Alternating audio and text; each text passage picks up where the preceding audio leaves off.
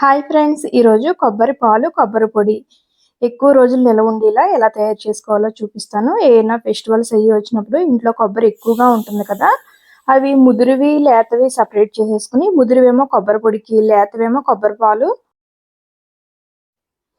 పాలకి సపరేట్ చేసేసుకుని, ముందుగా ముదిరిన కొబ్బరిని మిక్సీ పట్టేసుకుని ఇలా పొడి పొడిగా వచ్చేలాగా పట్టుకోవాలి మిక్సీ. కొబ్బరి పాలు కూడా ముక్కలుగా కట్ చేసేసుకుని, కొబ్బరి కొంచెం కొంచెంగా వాటర్ వేసుకుని పాలు వడగట్టేసుకోవాలి. ఇప్పుడు ఈ కొబ్బరి పొడి కలర్ వచ్చేంత వరకు ఫ్రై చేసుకోవాలి.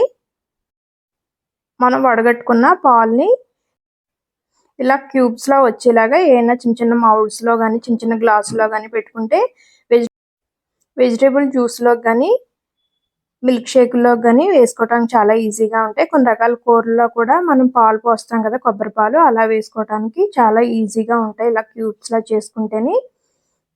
ఈ కొబ్బరి పొడిని బిర్యానీలోకి, కొన్ని రకాల నాన్ వెజ్ కర్రీస్లోకి, వేపుళ్ళలోకి, బిస్కెట్స్ చేసుకోవడానికి కొబ్బరి పొడి చాలా ఉపయోగపడుతుంది.